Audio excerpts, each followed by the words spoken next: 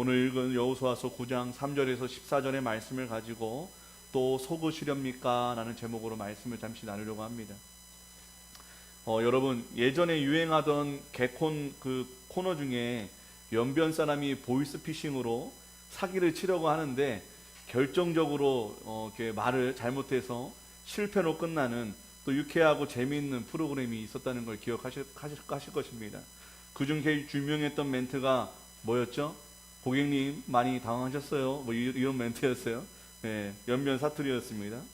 개그 소재로서의 이 보이스피싱은 너무 재미있고 즐거운 소재가 될 수 있겠지만 실제 당하게 되는 보이스피싱은 한 사람의 인생 그리고 한 사람의 목숨까지도 잃게 만드는 그리 재밌지 않은, 아니 매우 악하고 무서운 범죄인 것입니다. 하지만 많은 사람들이 나는 안 당하겠지 라고 장담은 하지만 점점 교묘해지고 치밀해지고 있는 이 사기 수법으로 지금도 여전히 많은 사람들이 이 보이스피싱에 당하고 있는 것이 오늘날 현실이라는 거예요. 혹시 보이스피싱 당하신 분 계십니까? 하나님이 지켜주시기를 바랍니다. 예. 동시에 어떻게든 사기를 치고 속여서 부당한 이익을 얻으려고 상상 초월하는 방법을 이 악한 자들은 지금도 연구하고 있다는 것입니다. 지금도 개발하고 있다는 거예요. 이런 좋은 머리들을 좀 하나님을 위해 쓰면 좋으련만 그런 머리들은 없고 온갖 어떻게든 악한 방법으로 돈을 벌려는 그런 세상 사람들로 가득한 것 같습니다. 사랑하는 여러분, 지금까지 살아오면서 얼마나 실수했고 얼마나 또 누구에게 속임을 당해 보셨습니까? 그리고 또 누구를 속여 보셨습니까? 저도 지금까지 참 많은 실수를 했고 참 많이 속임을 당해서 스스로를 얼마나 한심하게 여기는지 모릅니다.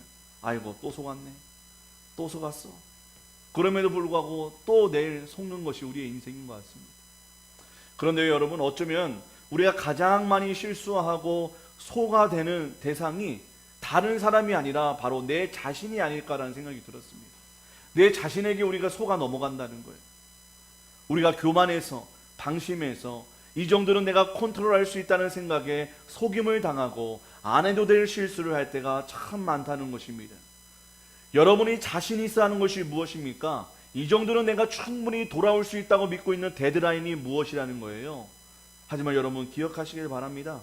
마약 중독자들, 도박 중독자들, 알코올 중독자들, 성 중독자들, 이렇게 폐인이 된 이들 모두 우리와 같은 확신 속에 있었던 사람이라는 거예요. 이 정도는 내가 컨트롤할 수 있어. 이 정도는 내가 했다가도 그만둘 수 있어. 담배, 술, 내가 마음대로 끊을 수 있어. 괜찮아. 라고 자신만만했던 사람들이 결국에 그 끝은 중독자로, 폐인으로 그 인생이 끝나게 된다는 것입니다. 여러분, 무서우십니까? 좀 소름이 돋으십니까? 그렇다면 여러분 건강하신 거예요. 여러분에게 희망이 좀 있는 거예요. 그렇다면 우리가 죄악과 세상에서 실수하지 아니하고 속임당하지 않기 위해 항시 품어야 할 우리의 믿음의 태도와 자세는 과연 무엇일까요? 그 첫 번째로, 죄와 세상에 대해서 방심해서는 안 된다는 거예요. 죄와 세상에 대해서 만만히 여기면 안 된다는 거예요. 우리 3절 함께 읽도록 하겠습니다. 시작. 기브온 주민들이 여호수아가 여리고와 아이성에게 행한 일을 듣고, 1절 앞부분에 이 일 후에라는 단어가 나옵니다. 이 일 후에 시간적 배경을 가르쳐주고 있는 단어예요. 이거 심란하죠? 안 더우니까. 여러분, 이 일 후면 9장 앞장에 무슨 일이 일어난 후입니까? 바로 한번 패배했던 아이성을 다시 이기고 정복하고 멸전한 시간입니다. 여리고성을 무너뜨리고 한번 멈칫하다가 다시 한번 아이성을 매복하여서 멋지게 유인작전을 통해서 대승을 거뒀다는 거예요. 이런 거침없는 승리와 전투 앞에 가나안 족속의 모든 왕노가 족속들이 더 이상 가만히 있을 수 없게 되는 상황이 되어버렸습니다. 이대로 있다가는 다 죽겠구나 라는 두려움이 엄습했다는 거예요. 살아남기 위해서, 이기기 위해서는 자신들의 힘을 합쳐야 한다는 다급함이 결국 의기투합하게 만들어서 이스라엘과의 전투를 준비하게 만듭니다. 그렇게 모든 족속이 이스라엘 공포스러운 위력 앞에 두려워하여 발악하는 심정으로 싸우려고 할 때 한 족속만은 다른 생각을 하게 됩니다. 한 족속만 바로 화친을 맺을 생각을 하게 되었다는 거예요. 이 장면 어떤 여인의 모습과 오버랩되지 않습니까? 누구예요? 기생 라합. 다 싸우려고 이들을 막으려고 준비하고 있는데 기생라합 한 명은 내가 이들과 함께 화친하여 생명을 보존해야겠다. 그런 특이한 생각을 했던 거예요. 여리고성의 왕과 왕 족속들은 싸우려고 했지만 그녀만은 구원을 요청하고 목숨을 이스라엘 민족에게 의지합니다. 여리고에서는 개인이 항복하지만 지금 기브온 족속 전체가 화친을 맺고 목숨을 구걸하고자 꾀를 냈다고 말씀하고 있다는 거예요. 그냥 투항을 하고 화친을 맺자고 하면 반드시 죽음을 당할 것이라고 믿었던 기브온 족속은 멀리 살고 있는 족속처럼 행색을 하고 음식도 곰팡이 핀 것으로 준비하게 됩니다. 꽤나 멀리서 이스라엘 명성을 들은 척하며 화친을 맺고 조약을 맺고자 접근했던 것입니다. 여러분, 영화 곡성의 명대사가 떠오르지 않습니까? 기브온은 그냥 미끼를 던져본 것이고 여호수아는 그것을 확 물어본 것이요. 별로 재미있지 않은 거 봅니다. 네. 우리 총총도는 유머를 하면 더 제가 못해서 그래요. 제가 어딜 가나 유머를 하면 아이스 브레이킹 되는 게 아니라 더 아이스가 돼가지고 네. 힘들었던 기억이 나는데 여러분, 이 대사처럼 여호수아는 이 미끼를 콱 물어버립니다. 그것도 곰팡이 난 빵을 물어버립니다. 곰팡이 난 빵을 물어버린 거예요. 여러분, 제정신이었다면, 기도했다면, 영적으로 깨어있었다면 절대로 곰팡이 난 빵을 받지 않았을 것입니다. 하지만 여호수아와 이스라엘은 승리에 도취되어서 방심해버리고 교만이라는 색강력을 쓰고 보니 분별력과 판단력을 흐리게 됐던 것이죠. 여러분, 이해가 됩니다. 우리도 그런 마음이 들잖아요. 내 인생이니까 상관하지 마세요, 하나님. 이 정도는 내가 결정해도 되는 거 아닙니까, 하나님? 일일이 어떻게 다 물어가면서 살아갑니까, 하나님? 내가 알아서 할게요, 하나님. 그런 마음이 우리에 들 때가 있어요. 교만과 나태함이 죄의 유혹과 속임수라는 미끼를 콱 물게 만듭니다. 그 작고 날카로운 낚싯바늘에 걸려서 퍼덕거리는 물고기 신세가 바로 죄악과 세상에 설치해 놓은 낚싯바늘에 걸린 우리의 모습과 별반 다르지 않다는 거예요. 세상 사람들이 이미 낚싯바늘에 걸려서 퍼덕거리고 죽을 인생이에요. 여러분, 여전히 그럼에도 불구하고 사단은 우리를 낚시질하려고 합니다. 유혹하려고 합니다. 어떻게든 낚시질해서 우리를 죽이려고 한다는 거예요.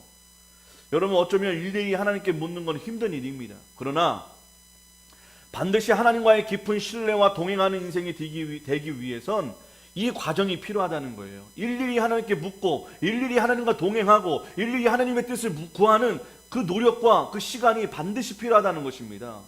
여러분, 그래서 우리가 2부 예배 때 그 수고를 하는 거예요.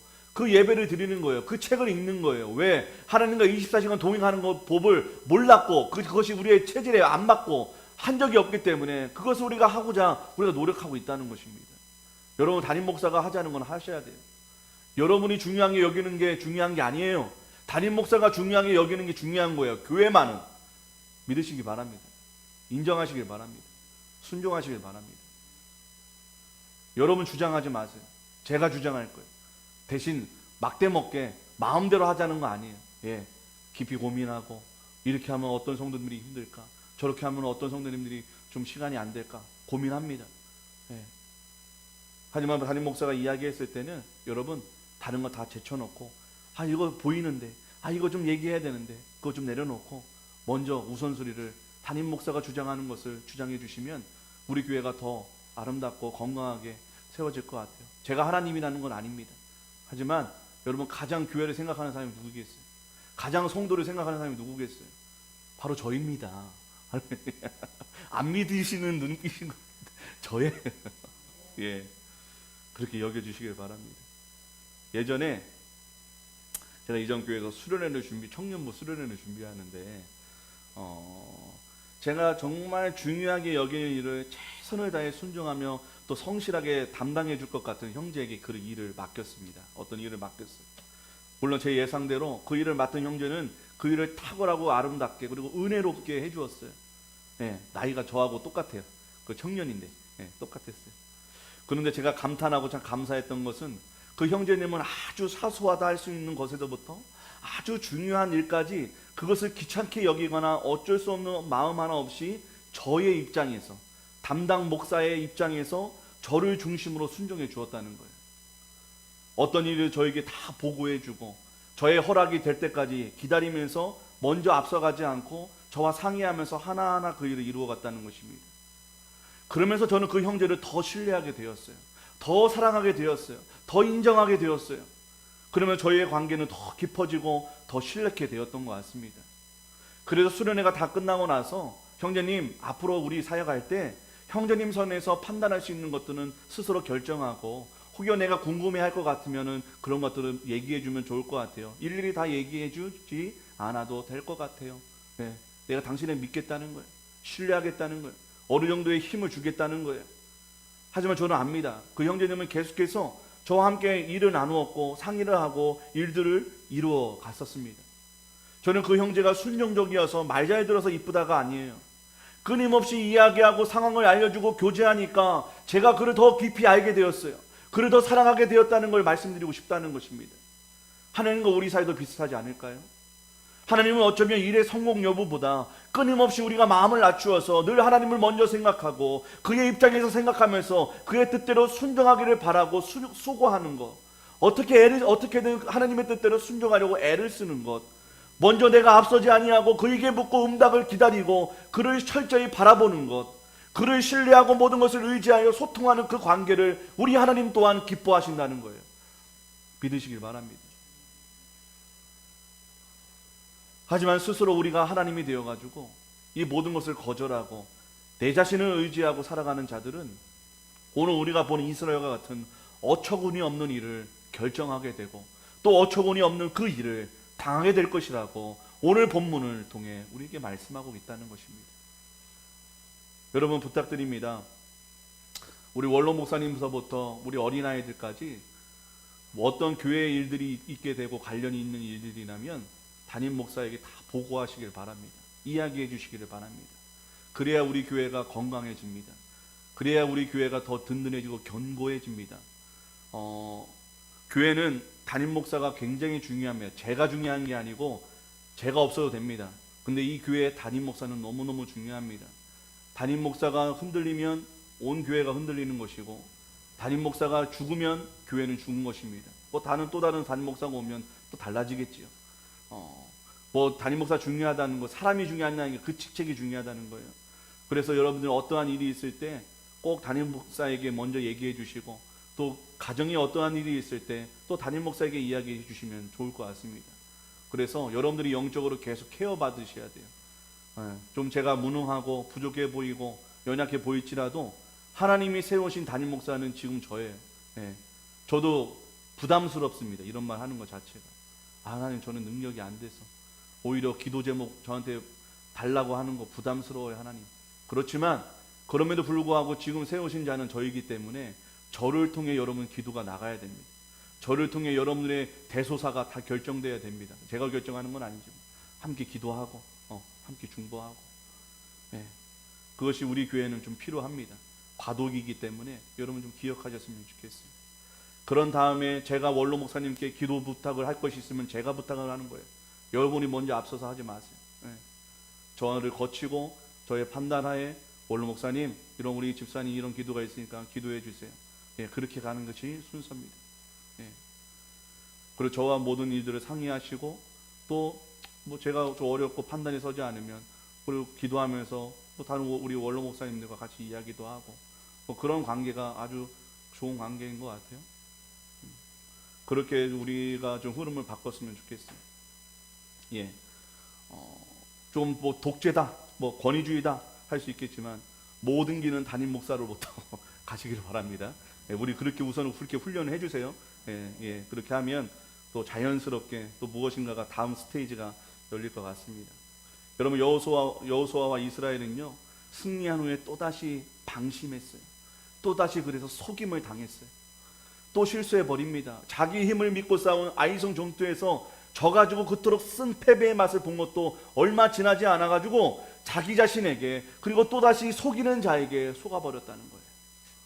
어쩌면 이 모습이 저와 여러분의 모습인 것처럼 보입니다. 답답하죠? 처량하죠? 답이 없어 보이죠? 우리는 그렇게 또 내 자신에게, 세상에게, 사단에게 속임을 당하는 실수를 또 저지릅니다. 그렇습니다. 이게 우리예요.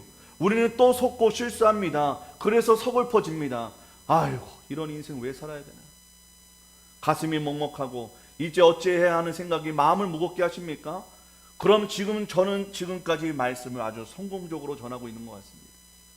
그래요, 우리는 그런 존재예요. 여러분 인정하세요.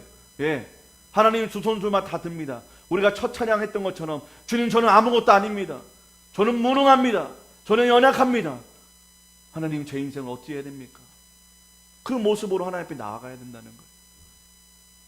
여러분 그럼에도 불구하고 말씀을 끝까지 따라와 주시길 바랍니다. 여기가 끝이 아니기 때문이죠. 한 걸음 나아가 우리가 세상과 제약에서 실수하지 아니하고 속임당하지 않기 위해 우리가 품어야 할 믿음의 태도와 자세는 무엇인가? 두 번째로 눈에 보이는 팩트에 속아서는 안 된다는 거예요. 눈에 보이는 걸로 우리가 속아 넘어가서는 안 된다는 것입니다. 우리 4절에서 6절 함께 읽도록 하겠습니다. 시작. 꾀를 내어 사신의 모양을 꾸미되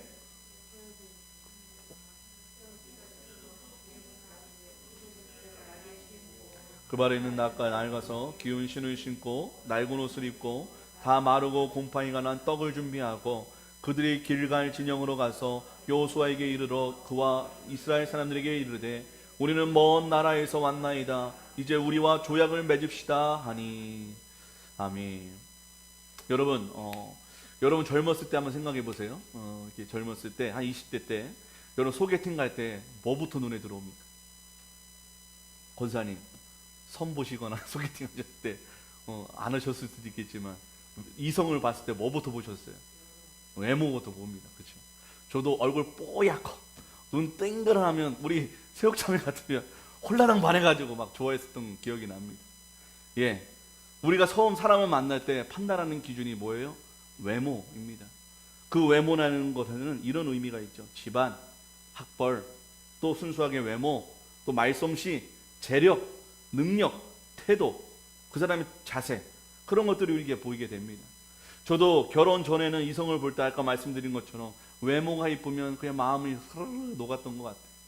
근데 결혼을 하고 나니까 함께 살면서 정말 필요한 것은 외모 이쁜 게 아니었어요. 예, 그 사람의 성품, 그 사람의 신앙, 그 사람의 판단력과 배려와 희생하는 마음, 부부간에 흔들림 없는 굳센 신뢰라는 이 내면의 아름다움과 강인함이 너무너무 중요하다는 것을 깨닫게 되었습니다. 여러분 왜냐하면 결혼을 해서 이 세상을 살아가는 것, 부모가 된다는 것, 부부의 꿈과 비전을 이루고 고난을 이겨나가는 데 있어서 정말 필요한 것은 외모가 아니라 내면의 힘으로 완성되기 때문인 거 여러분 아시잖아요. 근데 왜 결혼할 때 예수 안 믿으면서도 불구하고 돈 좀 잘 벌고 외모 좀 괜찮고 어느 좋은 집안이라고 하면 홀라당 시집 보내고 장가 보냅니까?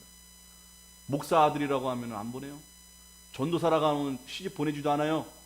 장로 권사 자식들 고생길 뻔하다고 말로는 아유 뭐 사역자의 길이 축복의 길이라고 하면서 자기 자식들을 보내지 않습니다. 사실 저도 제 아들들이 목사의 길을 갈지 모르겠지만 가는 거 그리 반갑지는 않아요. 고생길이니까. 예, 마음이 다 그렇습니다. 우리는 외모를 봅니다. 예, 저도 그래요. 예, 여러분들에게 질문합니다. 여러분 살다 보시니 어떠십니까? 눈에 보이는 진짜 외모가 중요합니까? 이 세상에서 잘 살게 해줄 것 같은 외모, 학벌, 경제적인 조건이 그리 중요하던가요? 여러분 잘생기면 바람 핍니다. 돈 많으면 바람 핍니다. 잘나면 바람 핍니다. 예. 세상의 기준으로 잘 살기 위한 조건이 말씀의 가치보다 더 중요하다고 생각하십니까?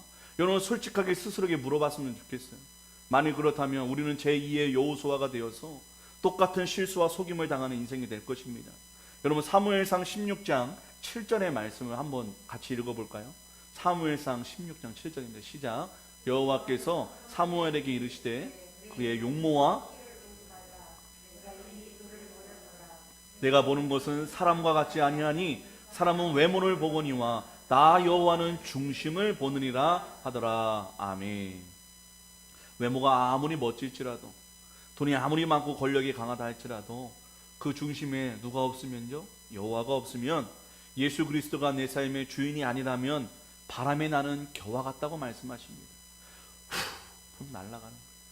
아무것도 아니라. 여호수아는 더 어리석게도 거지 같은 모습으로 찾아온 기브온 족속을 자신의 눈으로 보고 그들의 곰팡이 피고 썩은 빵을 보며 자기 자신이 판단해 버립니다. 그리고 그들의 화친을 받아줍니다. 오직 자신의 눈으로 본 것에만 의지하고 판단한 것입니다. 그들을 신뢰한 것입니다. 그리고 자신의 민족으로 받아들인 것입니다. 함부로 그들의 삶을 책임지겠다는 다짐을 해준 것입니다. 세상은, 그리고 우리의 육체는 여호수아가 했던 실수처럼 눈에 보이는 것이 진실이라고 말합니다. 그것이 전부라고 말합니다. 죽으면 뭐가 있냐고 따집니다. 아니요, 보이지 않는 영적 세계가 있다는 것을 여러분 기억하시길 바랍니다. 그 뒤에 도사리고 있는 마귀와 사단의 괴계 따위는 생각하지도 말라고 이야기합니다. 그런 거 듣고 싶지 않다고 얘기하게요. 사랑하는 여러분, 우리는 영안이 열려야 합니다. 죄악과 죽음으로 달려가는 열차 안에서 흥청망청 먹고 마시며 사는 삶에서 탈출해야 합니다. 내가 이 세상적으로 성공했기에 하나님 앞에 문제없는 인생이라 믿는 거 대단한 착각임을 깨달아야 합니다. 현실에 압도되어 늘 걱정과 두려움으로 사는 것, 여러분, 우리가 팩트에 속아 사는 것입니다. 당장 먹고 살기도 힘든 이 현실에 정신을 빼앗겨서 나에게 주어진 사명과 존재의 목적을 잊고 살아가서는 안 된다는 것입니다. 눈에 보이는 팩트가 진실이 아니라 그 팩트 너머에 있는 보이지 않지만 이 세상 만물을 다스리고 운행하시는 하나님만이 진실임을 여러분 믿으시기를 바랍니다. 그 하나님을 보는 눈을 가지시기를 바라신다는 거예요. 여러분, 하나님이라는 렌즈로 세상을 보지 않으면요, 현실이라는 팩트는 절망일 수밖에 없습니다. 그러나 하나님을 향한 믿음의 렌즈로 이 현실이라는 팩트를 볼 때 그 상황이 아무리 말도 안 되게 어렵고 절망스러울지라도 우리는 평안할 수 있고 낙심하지 않을 수 있다는 거예요. 오히려 더욱 이 상황과 환경을 통해 하나님과의 향한 그 신뢰의 관계가 오히려 더 선명해지고 깊어지고 강해지게 될 것입니다. 결국 그 믿음으로 모든 것이 협력하여 선을 이루시는 하나님의 전능하신 손길을 여러분 만나게 될 것이에요. 여러분, 지금 현실이라는 팩트가 보이십니까? 아니면 나의 구원자여 주인 되신 예수 그리스도가 보이십니까? 십자가에 매달려 나의 죄와 구원을 위해 피 흘리시고 부활하신 영광의 주가 보이시길 축원합니다. 예수의 부활이 오늘날을 살고 있는 내 삶에 나의 부활 되시기를 여러분 믿으시기를 바랍니다. 예수님은 부활했는데 나는 부활 안 할 것이다. 나는 어떤 어려운 순간에 다시 일어날 수 있는 예수의 부활이 내 것이 아니다. 아니요, 그것이 나의 부활이에요. 나의 것입니다. 이게 남의 것이 아닙니다. 예수님만 부활하시는 것이 아닙니다. 그를 믿는 자마다 이 땅에서도 죽어서도 우리는 부활을 경험하게 될 것입니다. 그러니 여러분, 예수 그리스도를 보시길 바랍니다. 현실을 보지 마시고 팩트를 보지 마시고 예수를 보는 영안이 열리시길 바랍니다. 여러분, 혹여 예수님을 보지 못하게 하는 기본의 헤어진 옷과 곰팡이란 빵이 무엇입니까?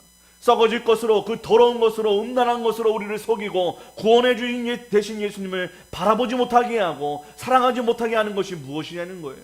여러분, 나에게 찾아오는 그 모든 거짓과 속임수를 벗어버리고 찢어버리시고 태워버리시는 저와 여러분 되시기를 바랍니다.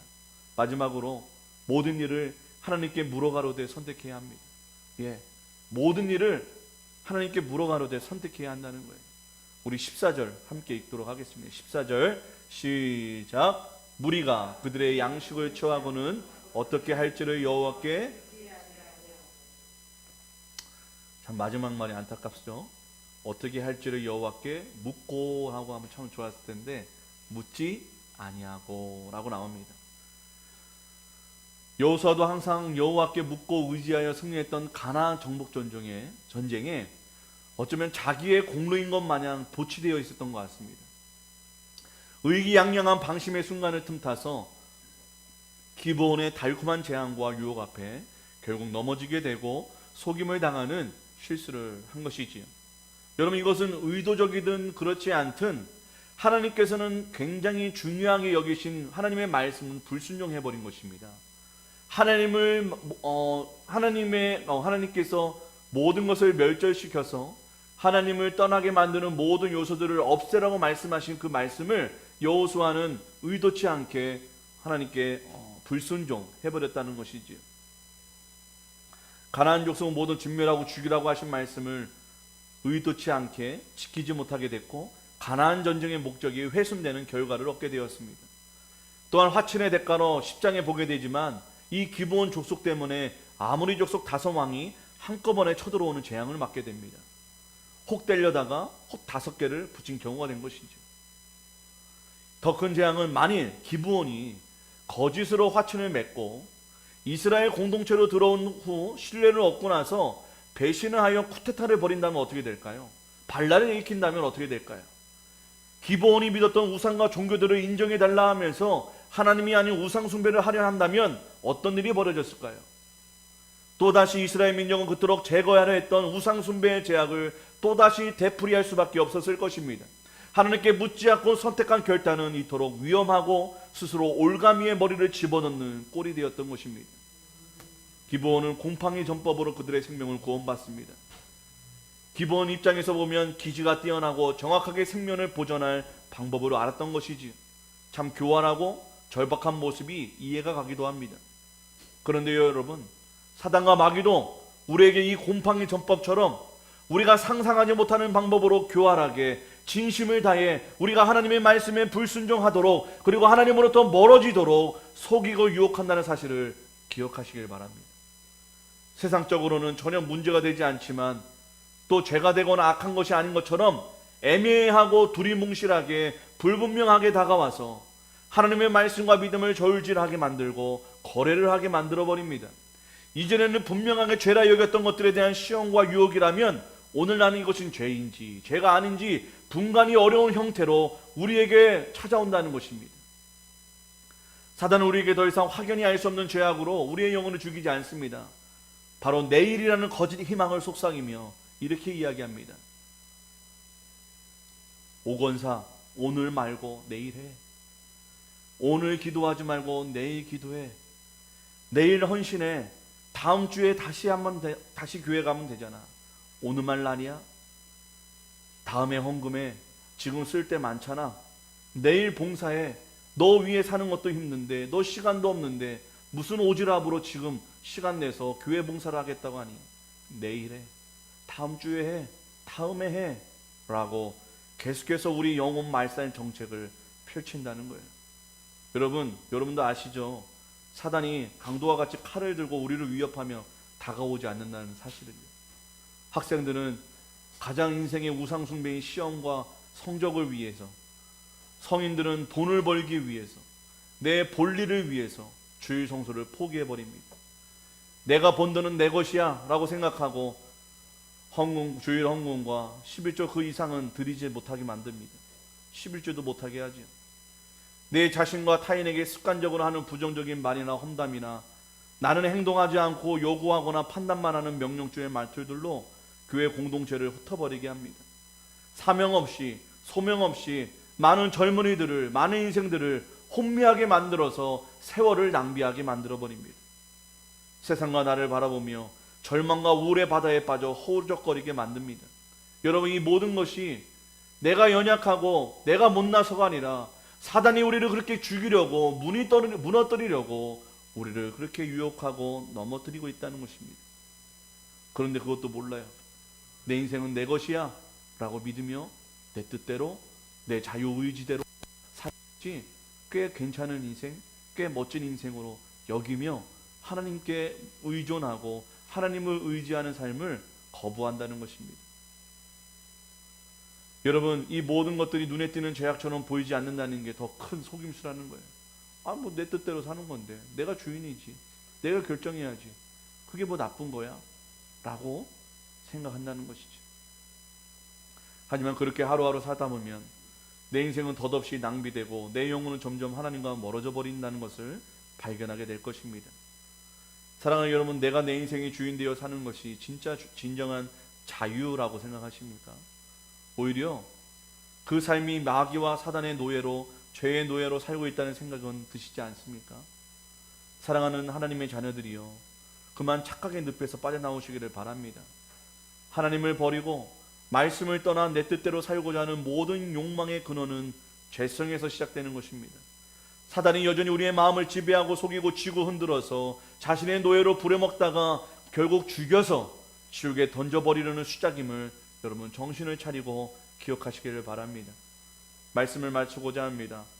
제가 생긴 거는 좀 괜찮게 생겼는데 길치입니다. 길을 잘 몰라요. 방향치예요. 그래서 길을 갈 때마다 내비게이션이 없이는 다닐 수 없는 길치의 방향치입니다. 20년 전만 해도 내비가 흔치 않았을 때 길을 잃은 남자들의 마지막 자존심이 있습니다. 그런 핵존심이라고 하는데 그것에 대한 신념이 있어요. 그건 뭐냐? 내가 아무리 길을 몰라도 절대 묻지 않는다는 거예요. 예. 특히 새롭게 사귀고 있는 여자가 옆에 앉으면 더 절대 길을 묻지 않습니다. 존심을 위해서. 근데 옆에 앉은 여자는 정작 속이 타들어가고 이 남자의 새 고집으로 당장 2차에서 내리고 싶어 한다는 것을 이 남자는 알지 못하고 또 알아도 그것이 중요하지 않습니다. 그저 내 힘과 내 경험, 내 방법으로 길을 찾아 목적지로 갈 생각만 합니다. 그것이 자존심을 지키고 남자다움과 자신의 능력을 증명하는 길이기 때문이라고 생각하기 때문입니다. 그러다가 결국 모든 계획이 틀어지고 애인과 다투거나 혼자 화가 나서 씩씩거리다가 아까운 시간을 다 길에서 허비합니다. 사랑하는 여러분, 우리의 인생도 이러지 않습니까? 그렇다면 우리의 인생의 내비게이션이 누구이십니까? 인생이라는 길을 가다가 중요한 선택의 기로 앞에 어디로 가야 할지 몰라 헤매고 방황할 때 우리가 보고 결정해야 될 것은 무엇입니까? 내 경험, 내 판단, 내 지식입니까? 아니면 하나님의 말씀입니까? 내 인생을 안내해주는 내비게이션이 없다면 큰 대가를 치러서라도, 큰 손해를 보더라도, 큰 물질을 하나님께 드리서라도 반드시 우리는 그 내비게이션을 사야만 합니다.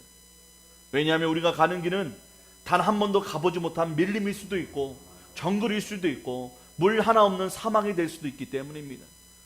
그러나 우리가 겁내거나 내비를 새로 구입할 필요가 없습니다. 우리가 들고 있는 이 성경, 우리가 항상 읽고 있는 이 말씀이 우리 인생의, 우리 영혼의 내비게이션이기 때문입니다.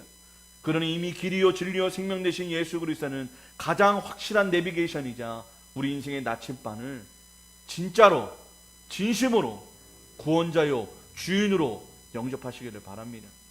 우리가 해야 하는 것은 그 길을 예수님께, 하나님께 묻고 응답이 오면 그 다음에 걸음을 떼는 것입니다. 이러한 삶이 어쩌면 어리석어 보이고 무능해 보이고 답답해 보이고 그토록 10대 시절을 싫었던 부모님의 간섭과 잔소리처럼 느껴질 수도 있을 것입니다.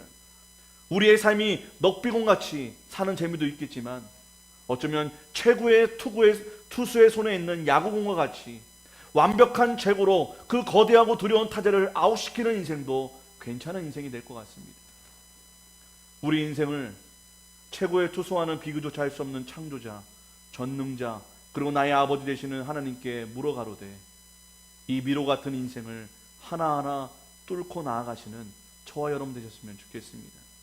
이 미로 같은 인생에서 길을 잃고 절망과 죽음을 기다리는 어리석은 인생이 아니라 그 어떤 시험과 속임수, 거짓이 판치는 세상일지라도 악인에게 넘어가지 아니하고 사기꾼의 올무에 걸리지 않도록 하나님께 물어가로되 하나님의 응답을 기다리며 가로되 또 다른 표현으로는 기도하며 우리가 그 인생의 길을, 순종의 길을, 그 믿음의 길을 걸어가기를 주님의 이름으로 축원합니다. 그래야 우리의 길이 패배의 길이 아니라 또 우리의 길이 절망의 길이 아니라 슬픔의 길이 아니라 승리와 영광의 길을 걸어가게 되는 저와 여러분 되시기를 주님의 이름으로 축원드립니다. 우리 말씀 기억하면서 주를 함께 찬양하겠습니다.